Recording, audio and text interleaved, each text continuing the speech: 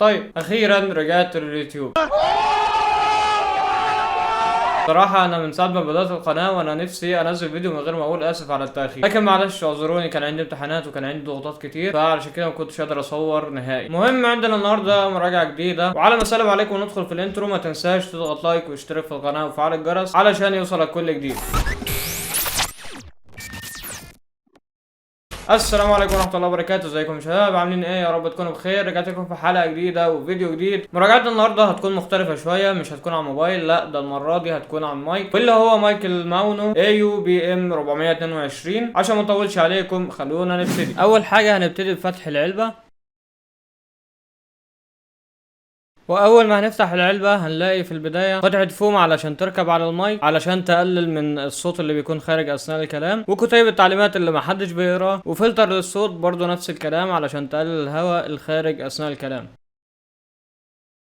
وفيها شعار ماونو في النص. بعدين هنشيل قطعة السفنج اللي من فوق، هي مجرد حماية مش اكتر، ونشوف باقي الحاجات اللي موجودة في العلبة. وعندنا اول حاجة الحامل اللي بيتثبت في المكتب او في الترابيزة عندك علشان تركب عليه المايك، حامل من نوع البوم ارم، وصراحة متين جدا. القطعة الذهبي دي علشان بيكون في بعض المايكات الجزء اللي بتتثبت منه من تحت مختلف، او بيكون حجمها مختلف بمعنى اصح، فعشان لو حبيت بعدين تغير المايك وتجيب مايك تاني، فلو كان طريقة التثبيت من تحت مختلفة هيركب عليه مفيش اي مشاكل. الحامل طبعا كله من المعدن، وطوله تقريبا حوالي 80 سنتي، وسهل جدا في تركيبه سواء في المكتب او في الترابيزه عندك. كمان عندنا الحزام ده علشان تربط بيه السلك في الحامل، وبالمناسبه هما حزامين مربوطين في بعض مش باين كانه حزام واحد. القطعه دي خاصه بالحامل، دي مجرد بس انك بتلف المسمار ده عشان تفكه، وبعد كده بتحطها في المكتب او في الترابيزه وبتربط تاني علشان تقدر تثبت عليها الحامل وتشتغل بعد كده بالمايك عادي جدا. عندنا بعد كده القطعه دي وهي منع الصدمات او الشوك ماونت، دي بتركب فيها المايك، وفايدتها انك لو خبطت المايك اثناء ما انت بتصور فهي بتمتص الصدمه بحيث انها تقلل الصوت شويه اللي هتعمل الخبطه علشان ما يكونش مزعج اثناء التسجيل. بعد كده عندنا السلك اللي بتوصل بيه المايك باللاب او بالكمبيوتر، واعتقد انك لو جبت قصة اوتو جي تقدر تشغله على الموبايل، مش متاكد صراحه المعلومه دي، ممكن تجرب بنفسك. السلك من نوع USB تايب A لتايب B، وطوله تقريبا حوالي متر و80 سم، يعني قرابه ال2 متر. عندنا بعد كده القطعه الاساسيه وهو المايك جاي باللون اسود مطفي كده وشكله فخم جدا صراحه. عندك زرار لعمل كتم للصوت وتشغيله، وعندك البكره اللي بيها بتقدر تعلي او تقلل حساسيه المايك، وعندك مدخل سماعات لو عايز تسمع صوتك اثناء التسجيل. وعندنا اخر حاجه من تحت مدخل USB من نوع التايب B اللي من خلاله طبعا بتقدر توصل المايك.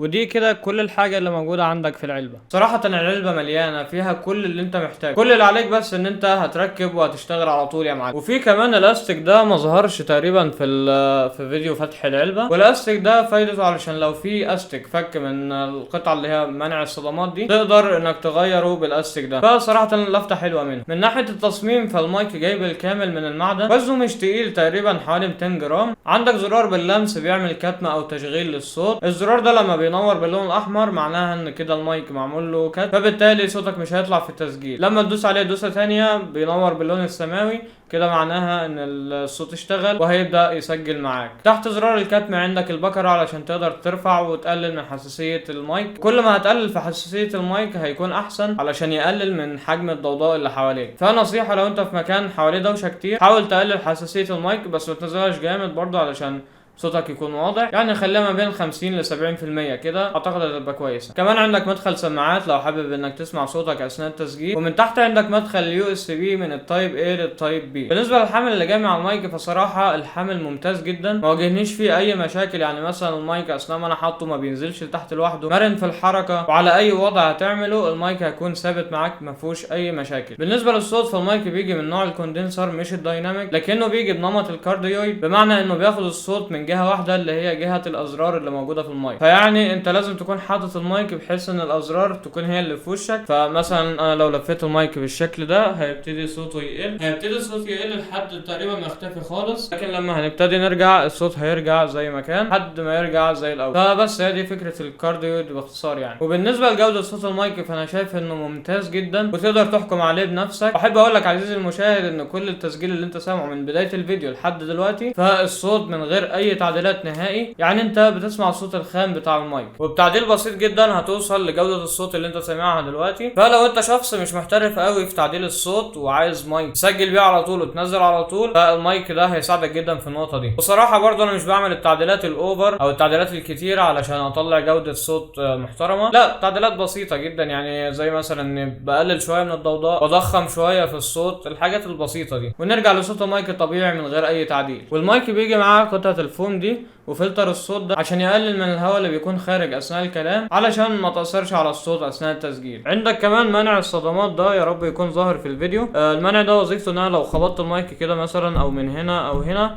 في اي حته، بس طبعا مش عند المايك نفسه، فانت مش هتحس بالصدمه جامد. الموضوع ده بيفيد اكتر مع الناس اللي بتطلع على لايفات وستريمات، بحيث ان لو بالغلط خبط كده مثلا ما يحسش قوي بالصدمه، لان القطعه دي بتمتص الصدمه فمش هتاثر في صوت المايك. للي ما يعرفش، فانا عندي قناه تانية خاصه بالالعاب اسمها صولجان، هسيب لك الرابط تحت في الوصف. نزلت فيديو من كام يوم وكنت بصور بالمايك ده، فقبل ما اصور جربت تجربه عنيفه شويه، وهي ان انا شغلت التكييف الصحراوي. لو انت تعرفش التكييف الصحراوي فانت كانك مشغل طاحونه جنبك، حرفيا التكييف الصحراوي صوته فظيع. المهم جربت ان اشغل التكييف الصحراوي ده علشان اشوف عزل المايك هيكون كويس معاه ولا لا، وصراحه المايك ده ابهرني. لا مش كده، المايك ابهرني فعلا. المايك فعلا قدر يعزل صوت التكييف تماما كاني مشغل مروحه. وخلينا نجربه دلوقتي مع بعض عشان اثبت لكم برضو. طيب حاليا انا شغلت التكييف على 1، ودلوقتي انتوا سامعين الصوت من المايك من غير تعديل اثناء ما التكييف شغال، ودلوقتي انتوا سامعينه من الموبايل اثناء ما التكييف شغال، واعتقد ان جالكم صداع دلوقتي. نرجع نطفيه تاني، شكر الله سعيك، ما قصرتش في الحلقه. فصراحه زي ما انتم شايفين جوده الصوت كانت محترمه جدا، العزل بتاع المايك ده ممتاز. صوت التكييف في الفيديو كان عالي شويه لان كنت حاطط التكييف لقدام شويه، فكان التكييف كانه قصاد المايك يعتبر، فعلشان كده ما عزلش بكفاءه. لكن هشغل لكم دلوقتي التكييف مره كمان واوريكم فرق الصوت. فيلا 1 2 3. وده حاليا صوت التكييف بدون اي تعديلات. الصوت انا بسجله على برنامج المونتاج حاليا بدون اي تعديلات، فشوفوا الفرق بنفسكم. فبتعديل بسيط جدا على اي برنامج صوت هتقلل بس الضوضاء وهيكون الصوت تمام عندك، مفيش اي مشكله. والنقطه دي هتفيد اكتر الناس اللي عندها مكان فيه دوشه عاليه. هو المايكات الدايناميك بتعمل نفس الحوار، بس انا لما شفت بعض المراجعات عن المايكات الدايناميك مقارنه بالمايكات الكوندنسر، حسيت ان الدايناميك بيخنق شويه الصوت، فما عجبنيش صراحه. ممكن يكون على حسب نوع المايك، الله اعلم. فما حبيتش ان اجيب مايك دايناميك، قلت خليني مع الكوندنسر افضل. المايك ده هيبقى مناسب جدا لليوتيوبرز خصوصا لسه بيبتدوا في اليوتيوب وفي صناعه المحتوى، كمان هيفيد الستريمرز جدا والناس اللي بتعمل بودكاست. بالنسبه للعيوب فانا عندي تعليق واحد، وهو ممكن ما تعتبروش عيب قوي، وهي ان زرار الميوت مكانه مستفز شويه، مكانه مشوار علشان توصل ليه وتدوس عليه كده، لان هو اولا حجمه صغير جدا، ثانيا فلتر الصوت هيخليك مش عارف توصل له كويس، فممكن مثلا تلمسه بالغلط ويبقى معمول كتم وانت مش واخد بالك، وخصوصا ان كمان الفلتر هيبقى مداري النور بتاع الزرار. كمان بالنسبه لزرار التاتش في المايكات ممكن بلمسه مثلا بالغلط تعمل كتم للصوت وتبقى عمال تسجل قد كده وفي الاخر يطلع ما فيش صوت. لكن هي برضو ميزه عن الازرار العاديه، لان الازرار العاديه لما بتدوس عليها صوت التكه بتاع الزرار بيظهر في المايك، بيكون مزعج شويه خصوصا لو انت طالع ستريم. انا من رايي صراحه كانوا يشيلوا الفوم ده، ملوش لازمه، وكانوا يخلوا الزرار من فوق، بحيث ان انا لو عايز اكتم المايك اخبطه خبطه كده بسيطه من هنا، اعمل له كده وخبطه كمان يرجع الصوت تاني. فبس ده تعليق الوحيد على المايك ده، مش شايف فيه اي عيوب تانية صراحه. جودة الصوت ممتازة، فانت هتكون واخد جودة الصوت محترمة، عزل محترم جدا، وعندك علبة فيها كل اللي انت محتاجه. فانا شايف ان هو صفقة ممتازة جدا. سعر المايك $70 تقريبا، وموجود على موقع هاردوير ماركت بسعر 3400 جنيه، وهسيب لك رابط الشراء تحت في الوصف لو انك حابب تشتريه. وبس كده، قول لي رايك في المايك تحت في التعليقات، وما تنساش لو كنت مش مشترك اشترك في القناة وفعل الجرس عشان يوصلك كل جديد، ولو مش حاطط لايك احط لايك، وكمان ما تنساش تشترك في قناة الجيمنج لو انت حابب تتابع المحتوى. سيب لك الرابط تحت في الوصف او في اخر الفيديو. واسف على التاخير، وباذن الله في فيديوهات كتير في بالي عايز اعملها، باذن الله هينزلوا قريب. اشوفكم ان شاء الله على خير في حلقات جديده وفيديوهات جديده، ومع السلامه.